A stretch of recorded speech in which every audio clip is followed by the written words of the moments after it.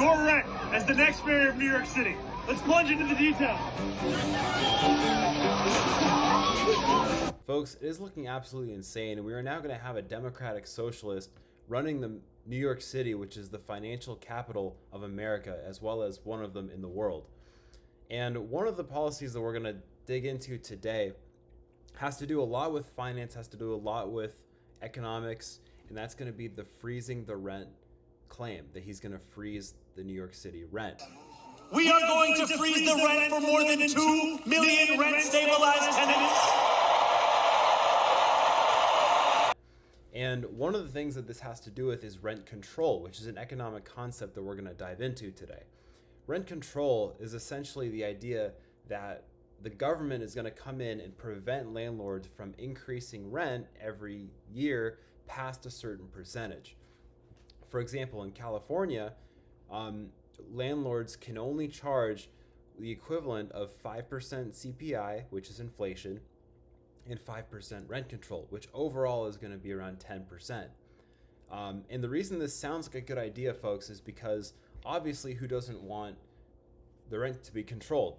When you're a tenant, especially if you're someone that doesn't make a lot of money, if you're a teacher, if you're a police officer, a firefighter, and you don't have a lot of money and you're paying a lot in rent, it sounds really good to see your rent. There's a law saying your rent can't go above a certain amount.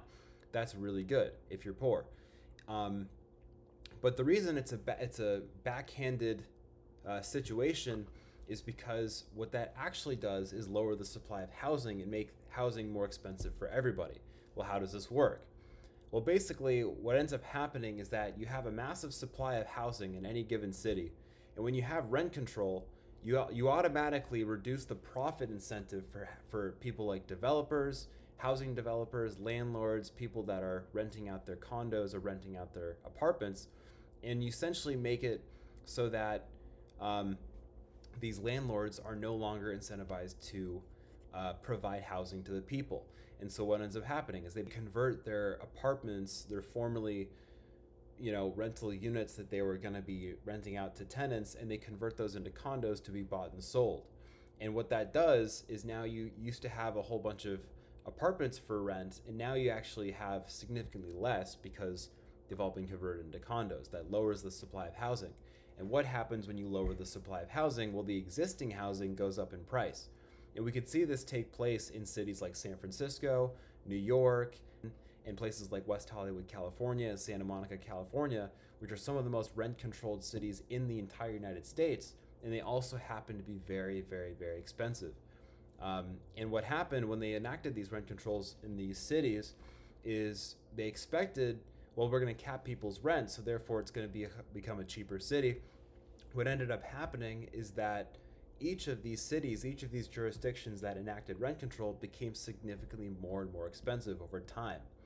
What happens when you have rent control, and let's just say you're someone who is renting out your own property, you not only have the profit margins cut, but you also lose the incentive to provide maintenance to your buildings. So you have all these buildings, for example, in Santa Monica, California, that are falling apart. They don't have the proper maintenance. They don't have the proper upkeep that is required for them to be running well.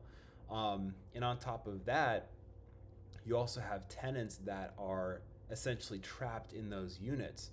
Obviously, if you were a resident in the 1970s and you now have a rent-controlled apartment, and now it's 2025, obviously you're going to benefit hugely from that because you're paying 1970s rent in the year 2025. So if you're an old grandma, if you're an old person, if you're someone who's maybe, family that's had that unit for a long time, you're not going to want to give that up so easily.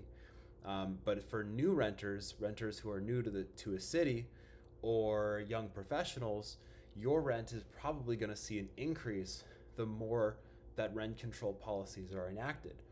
And so that's why it's a catch-22. What we're going to see with New York is you have Mayor Mamdani, and he's going to be coming in, and he's saying freeze the rent. And I'll freeze the rent for every single rent-stabilized tenant. These Eric Adams rent hikes are killing us. So freeze the rent is a little bit different. Freezing means that there's not even any increases. Now, there's some controversy around here that he may only be able to affect housing that's already stabilized housing, and housing that essentially makes up only about 20% of housing in New York. And so we're going to see his success on that. But bottom line is that although it sounds good, rent control sounds like sticking it to the rich, but it ends up sticking it to the middle class. So if we actually want cheaper housing, we need zoning reform, faster permits, and yes, more supply.